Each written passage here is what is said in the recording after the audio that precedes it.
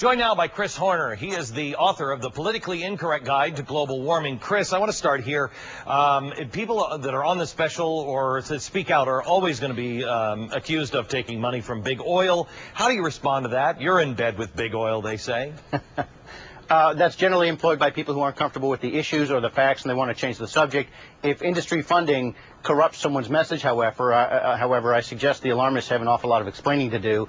They receive an awful lot more in industry and industry-related funding every year, but let's just make the record. The public record is quite clear. We do not receive lots of money from big oil, and for some reason that seems to be the claim that the alarmists want to shift the debate onto, even though they know the truth there too. So are you saying that the reason why this is such a big deal is because of money? How much money do we spend on research on climate change and global warming compared to, let's say, cancer?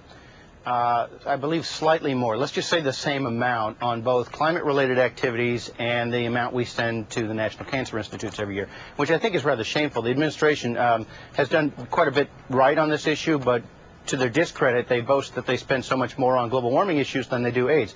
I think that's disgraceful. This is a political issue because it's been politicized, and we wouldn't even be talking about it right now if it weren't for the politicians. Okay. In the Al Gore movie, he keeps talking about all of these scientists, and there's nothing but consensus, and discredit everybody else that does. How does the IPCC even work? This is the group of thousands of scientists that write this report.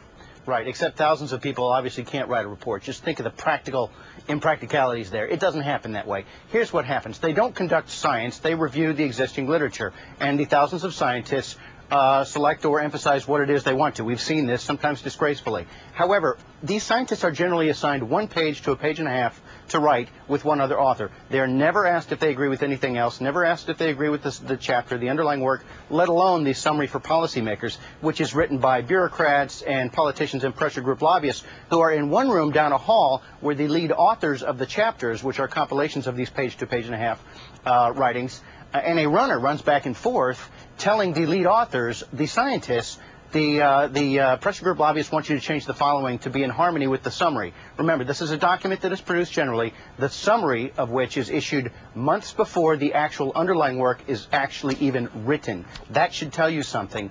And this writing process whereby runners subject, very credentialed scientists, many of whom have dropped off, to the humiliation of having to change their underlying work to agree with something politicians want to say, which, like I say, is why many of these so-called world's leading scientists do remain in the process, but many also have dropped off. Chris, one thing that somebody could Google right now, and you watched the movie and you said, oh, geez, I wish people would just Google this fact. In the movie, Inconvenient Truth, what would be the one fact they should Google?